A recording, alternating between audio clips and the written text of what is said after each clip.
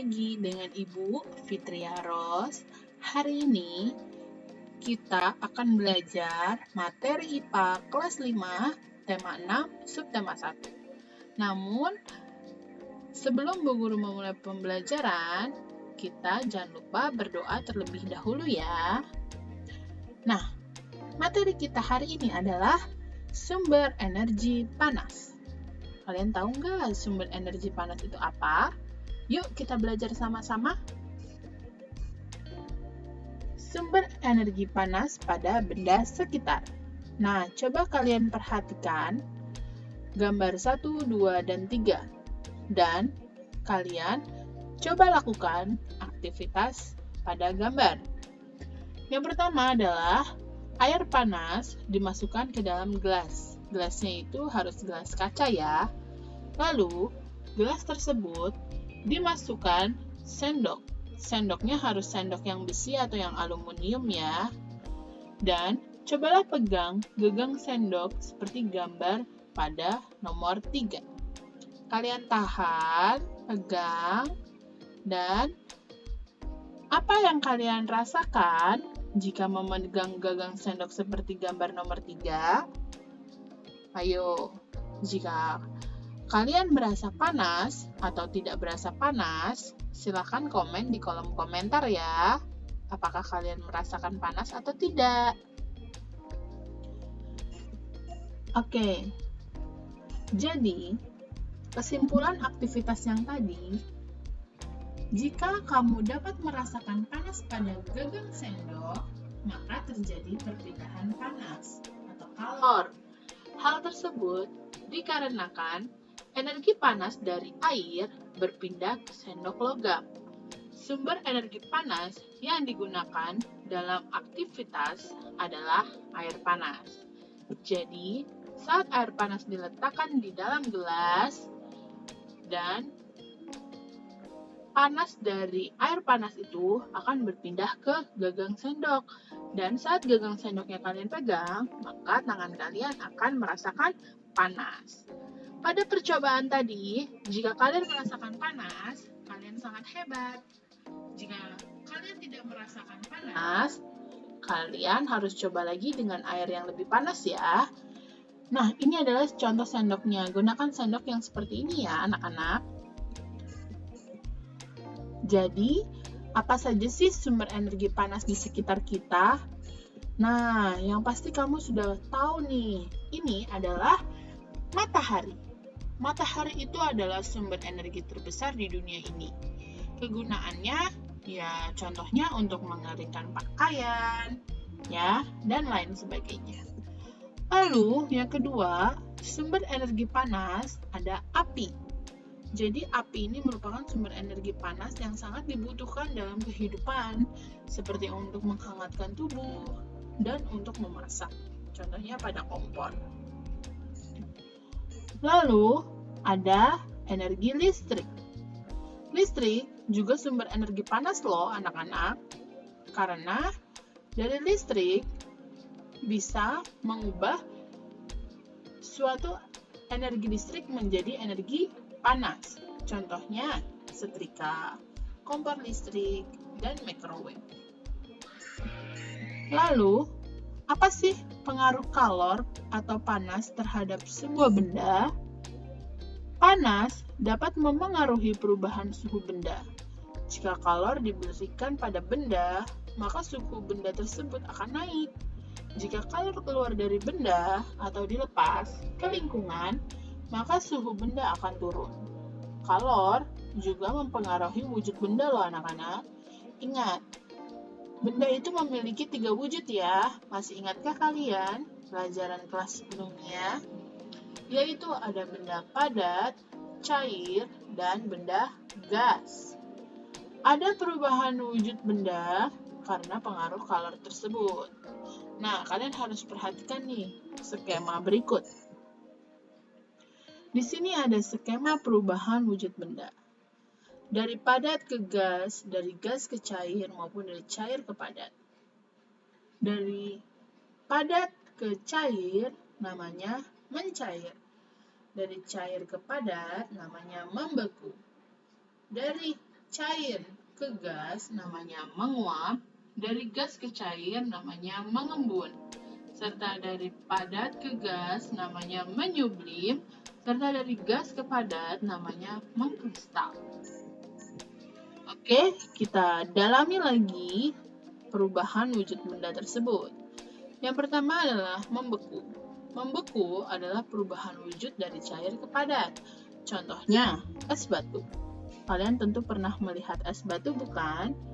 Sebelumnya es batu itu terbuat dari air. Namun, karena dibekukan dalam lemari es, maka dia menjadi keras atau memadat, sehingga namanya membeku. Lalu, ada mencair. Mencair itu dari padat kembali ke cair. Contohnya es krim yang meleleh. Sebelumnya, es itu padat, tapi jika didiamkan, es itu akan mencair dan dia akan kembali ke bentuk semula, yaitu cair. Menguap. Menguap adalah perubahan wujud dari cair ke gas. Contohnya, apakah kalian pernah memasak dan menutupnya dengan tutup panci? Tentunya di tutup panci kalian itu akan ada butiran-butiran air saat kalian buka pancinya. Itu adalah perubahan dari cair menuju ke gas. Nah, ada juga mengembun. Mengembun itu adalah dari gas ke cair. Saat pagi hari, kalian akan melihat daun-daun yang basah padahal tidak hujan. Nah, kalau ada tidak hujan tapi ada airnya, berarti itu adalah embun. Ya, dari gas yang dingin berubah menjadi air. Lalu ada menyublim. Menyublim adalah perubahan wujud dari padat ke gas. Contohnya, kapur barus. Nah, kalian sudah pernah lihat kapur barus? Jika kapur barus diletakkan di tempat manapun, lama-lama dia akan hilang atau habis karena dia akan berubah menjadi wangi. Wanginya itu adalah gas. Lalu ada mengkristal. Kamu pasti baru tahu kalau salju itu ternyata dia mengkristal dari gas menuju ke padat. Kenapa gas? Karena udara dingin, tekanan yang dingin membuat dia membeku menjadi padat sehingga turunlah salju. Oke, sudah paham anak-anak tentang perubahan wujud benda dan contohnya? Kita langsung ke alat ukur kalor. Kita sudah mengetahui bahwa suhu dapat diukur menggunakan termometer. Ada 4 satuan termometer nih anak-anak yang biasa digunakan. Kalian harus tahu. Yang pertama Celcius. Celcius suhunya dari 0 sampai 100 derajat. Lalu Reaumur dari 0 sampai 80 derajat. Lalu ada Fahrenheit yaitu 32 sampai 212 derajat. Lalu ada Kelvin yaitu 273 sampai 373 derajat. Di Indonesia sendiri seringnya memakai yang Celcius. Sedangkan di luar negeri banyaknya pakainya Fahrenheit. Oke.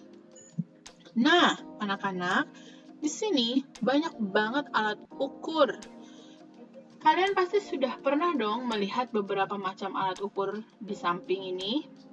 Nah, yang pertama ini adalah alat ukur suhu badan. Namanya termometer suhu badan. Ini yang digital, ya.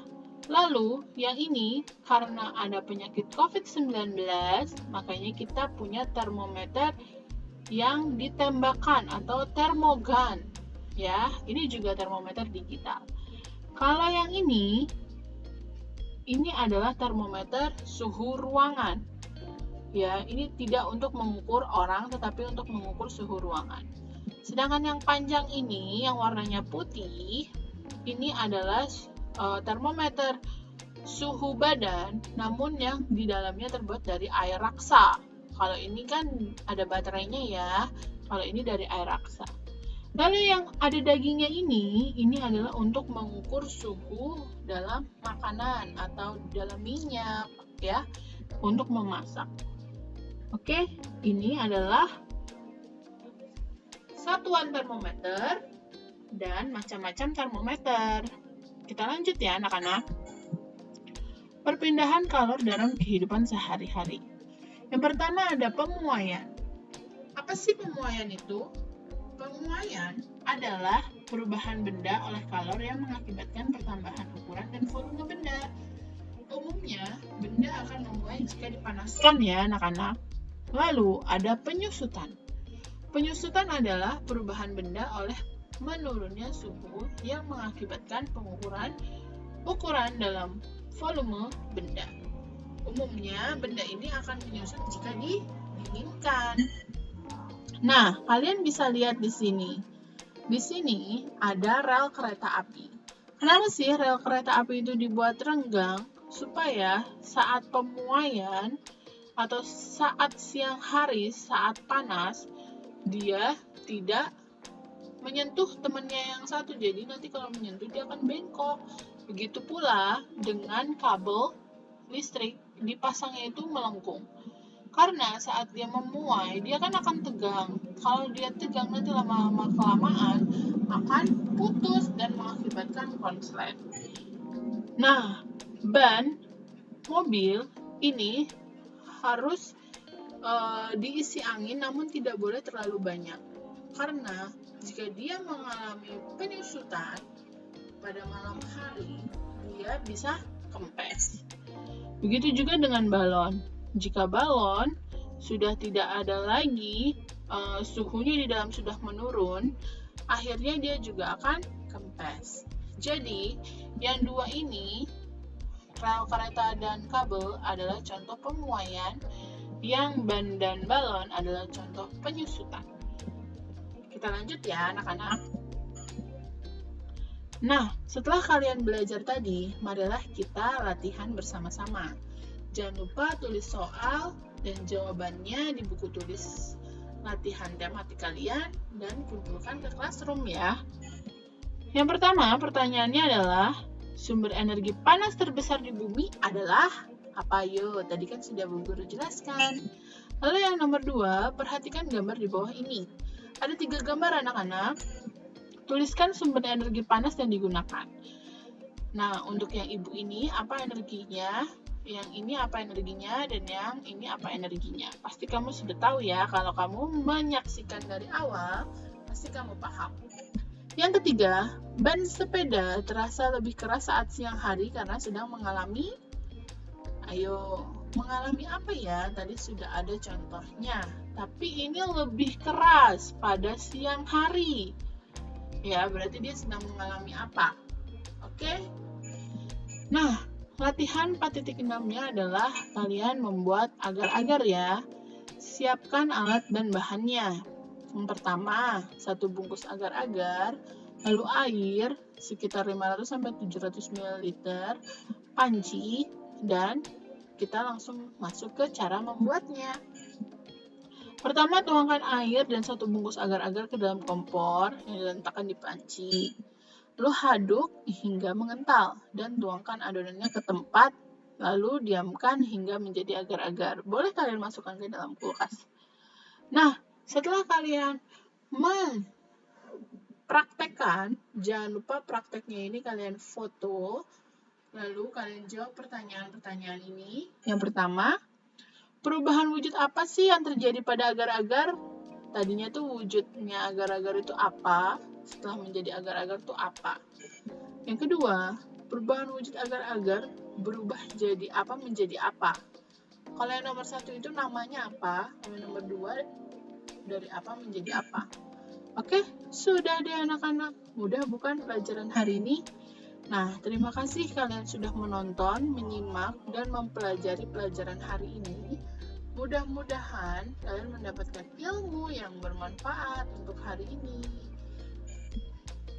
Namun, sebelum Ibu akhiri, kita ucapkan Alhamdulillahirabbil alamin. Jangan lupa ya, yang baru mampir di channel YouTube Bu Guru, subscribe, like, dan share ke teman-teman kalian, supaya teman-teman kalian juga bisa pintar seperti kalian. Oke anak-anak, Ibu Guru akhiri. Wassalamualaikum warahmatullahi wabarakatuh. Dadah anak-anak.